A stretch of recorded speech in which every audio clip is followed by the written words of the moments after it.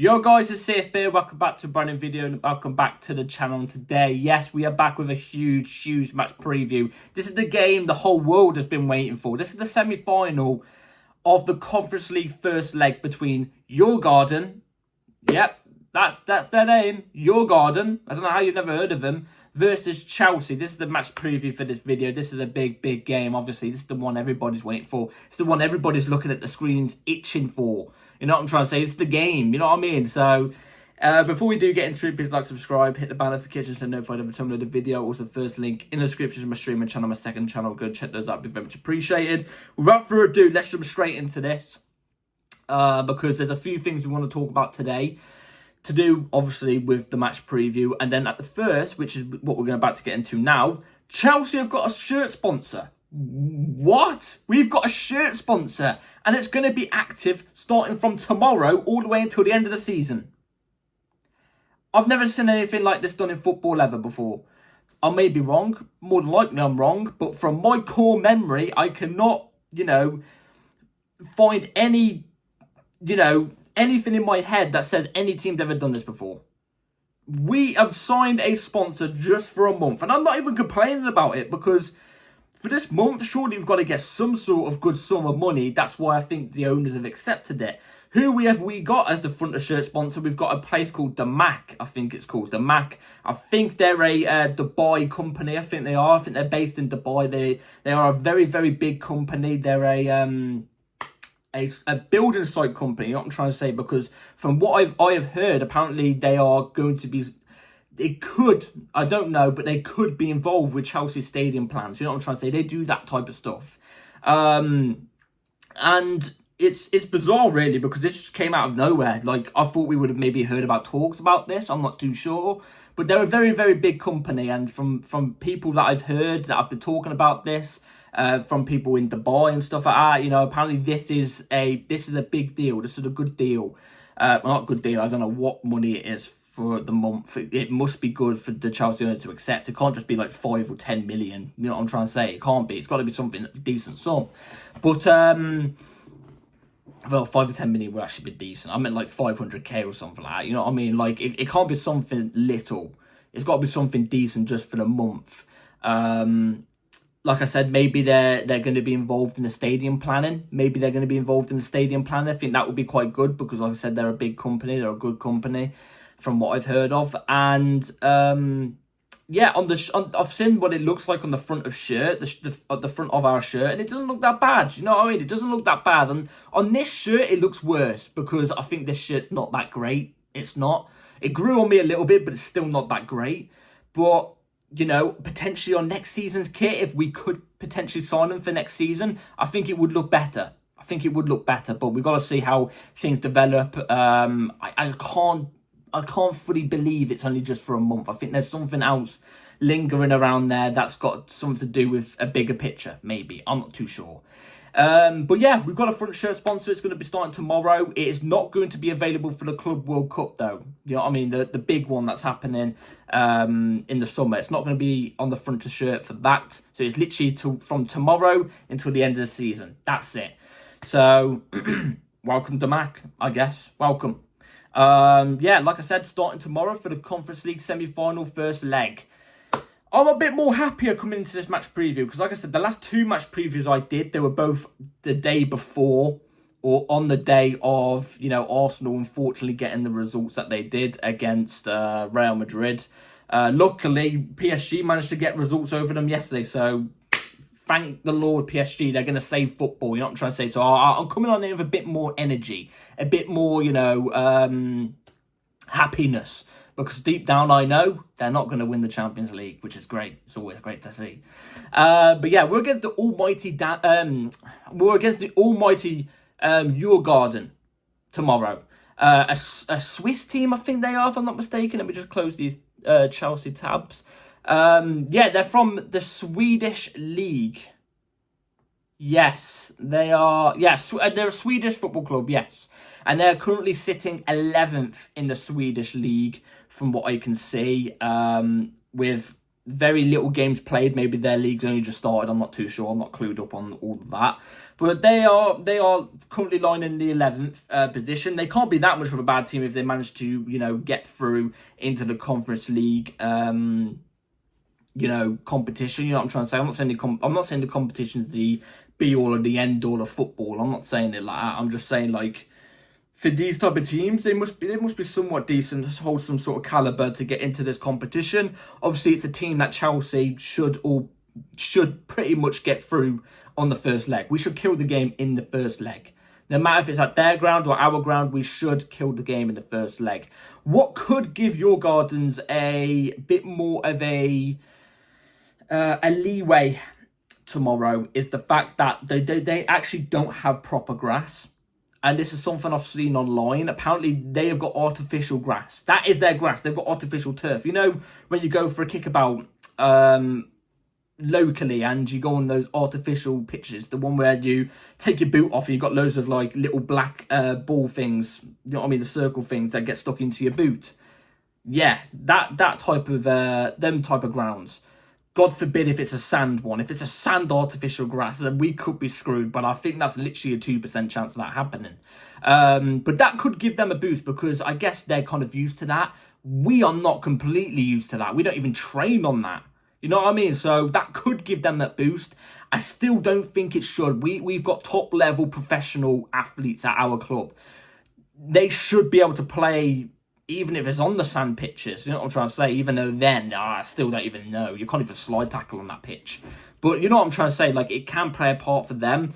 I'm not making excuses, though. I expect the 3 points tomorrow. I'm expecting the game, the legs, to be killed off in the first leg tomorrow. I'm expecting nothing more, nothing less than that for tomorrow.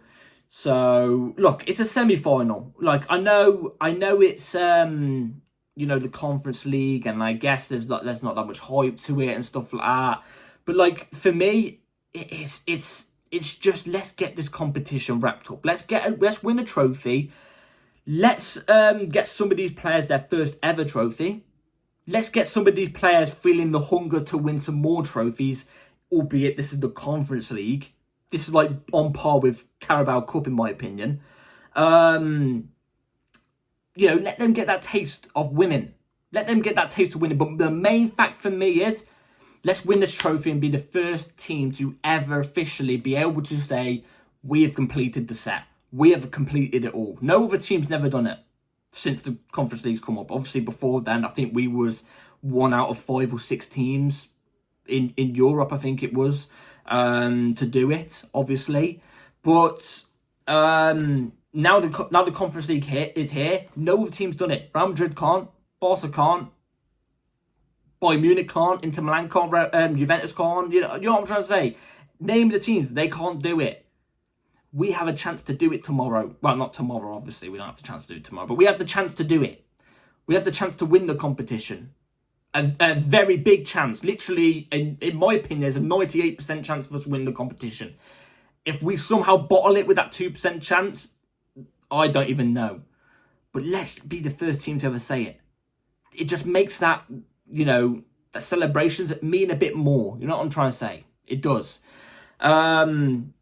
So, yeah, there's not really much else to talk about this match preview. It's quite a dead match preview. There's not really much else to talk about. There's no injury news. I think Fofana is slowly coming back from his injury. I actually don't think he's going to be I think he's not going to play a part in the season now. I actually generally don't think. Even to the point now where there's selling news, apparently we could be looking for a Fofana exit. My opinion on that is, I think if a £50 million bid comes up, I think you accept it. I can't lie. But bar that, there's no more injury news. Malagusto, I'm not too sure if he's available or not. I think he was in training, so we'll have to wait and see on that behalf. Anyway, without further ado, let's actually jump straight into the match preview. We've obviously just done that. I meant the lineup I'm going to go for tomorrow. So the lineup I want to go with for tomorrow is going to be right here on the screen. Philip Jorgensen in goal. Robert Sanchez has apparently picked up a knock in training, so Jorgensen's going to be in goal anyway. Regardless, we'll see if he actually gets minutes in the Premier League, though. Maybe could. I'm not too sure. But anyway, he will be in goal tomorrow. Mark Cucurella left back inverting into midfield, which means obviously Josh Atchempong, who I've chose at right back, will be inverting as a right centre back. Obviously Cucurella has to play for me. If Malagusto is available, I think I would play him left back. I'm not going to lie. He has the quality to do it, but I'm going to go more safe, less precautionary. Let's go with Cucurella. At Chempong, I want it right back. I know Maresca's talked about going with a relatively quite strong side tomorrow. I'm not against it, but I would like to see at Chempong give him some minutes. I think he deserves it. I think he's looked very solid in the few times he's played this season. Let's keep playing him. We're going with Tosin and Chalobah as the two centre-backs. I know a lot of people are going to be saying, you know, what about Badiashile or Colwill? Why is Chalobah playing when Chalobah's playing so well in the first team? Because, like I said, Maresca said he wants to go relatively quite strong. I don't mind resting one of our players as long as we've got security in playing one of our other main centre-backs. And I think I'm going to chuck Trevor Chalobah in as one of the others because I just want to see Trevor Chalobah with Tosin Adarabioyo again. I'm not going to lie. Like, I think that them two would be is a good combo. We've seen it on one occasion, which was against Wolves, I think it was. I want to see it again. So if you've got a problem with it, deal with it. Argue with your wall. I just want to see it, I guess. I want more Trevor Chalobah ball. And I want to see a bit more Tosin Adarabioyo as well, because I think he's been decent this season. So, yeah. Enzo Fernandez, Lavia, two in the double pivot. Very risky going with Lavia. I know. And when I was making this lineup, I was like biting my nails going, do I actually choose Lavia or do we go with Caicedo? Or do we go with Dewsbury Hall in the pivot and Palmer as the 10? I've gone with Enzo and Lavia. Lavia could obviously be the one that's a lot more deeper. Security. He adds that security to the team. I'm happy with Lavia just playing 45 minutes to even like 50, 55 minutes. I just want to give Caicedo a bit more of a rest because I think Caicedo obviously is, like, in my opinion, player of the season this season. I think he's been player of the season this season, so I want to give Caicedo a rest. Lavia is fit and available. You know, we can't keep wrapping him up in bubble wrap. Sometimes we're going to have to go, you know what? Just play 45 minutes, maybe 55. I think he should be fine. I don't think he should absolutely bust his gut tomorrow. I don't think he'll need to. So I'm going to go with Lavia there. Enzo Fernandez obviously to be the one pushing up a little bit more. I think Enzo Fernandez will do a decent job. Yeah, you have to have one. You have to have at least one of Caicedo or Enzo in there as well. You have to. Anyway, Tyreek George off the left. I want to see Tyreek George tomorrow. If we don't play Tyreek George tomorrow, I think that's a travesty. And it will be quite, frankly, unfair because I think Tyreek George has been so good for us over the last couple of appearances. I think he deserves another start. Keep playing him in the Conference League. For me, at the moment, he deserves the Conference League starts. He deserves to be in that conversation, in that team. You know what I mean? So keep playing him. He'll go off the left for me. Off the right, I'm going to go with Sancho. No other reason, really. I just want to rest Madueke for the next game because I think Madueke played a really, really, really good game in the last game. And I thought Neto was also a bit better. So I want to go with Sancho off the right. He's also able to do the right off the right-hand side. Dewsbury Hall 10. Again, the reason for this is because of the fact I want to rest Palmer for the next game. So I want to go Dewsbury Hall in there. Also, Dewsbury Hall has done relatively quite decent in the Conference League. Played a lot of Conference League games. So he deserves to continue that and keep going, obviously. Jackson's the ST. No other reason, really. Obviously, Jackson scored in his last game. I'm really happy for him. I'm hoping he can continue that. And I'm hoping maybe he can bag a couple goals tomorrow to maybe just boost his confidence up a little bit more. Because obviously a Conference League goal doesn't boost your confidence up as much as a Premier League goal. But tomorrow he should be scoring. He should be scoring. I want to see it. He's also the only one available to really go with because Nkunku has actually picked up a knock as well in training. So, yeah, that's the 11 I'm going to go for tomorrow. Let me comment down below what you would go with. So, now on to the score predictions as I'm absolutely sitting here drenched in sweat. If you're in the UK right now and you know what this weather is like, you will know I'm not exaggerating. You know what I'm trying to say? If you've got a lot of electricity in your room as well, you know, I've got 2 monitors, a blue PC, an Xbox. You got to think about my phone stuff back there, another TV there, a PlayStation down there, PlayStation 5 as well, you know, not to, you know, saying anything, you know what I'm saying? All these wires and stuff, it bumps out so much heat, so I'm dying right now. But anyway, let's move on to the predictions for tomorrow. Djurgarden versus Chelsea. I think their pitch is going to play a part. I'm not expecting them to come at us full throttle. I'm expecting them to maybe hit us on the counter-attack. and low block a little bit. I'm not expecting a complete low block, but they know obviously we are the much more significantly, bigger, better team. You know what I mean? We are. Let's keep it a buck. But I do think the pitch will play a part. Apart from that, I do expect Chelsea to go through. And what I mean by that is kill the tie off in the first leg. So I'm going to go for Djurgarden's 0, Chelsea 3. But I wouldn't be surprised if it's 2. Like 2 was sitting there, lingering around, but I'm going to go with 3. I'm going to back Chelsea to win 3-0 tomorrow. And yeah, so let me know in the comments below what your score predictions are.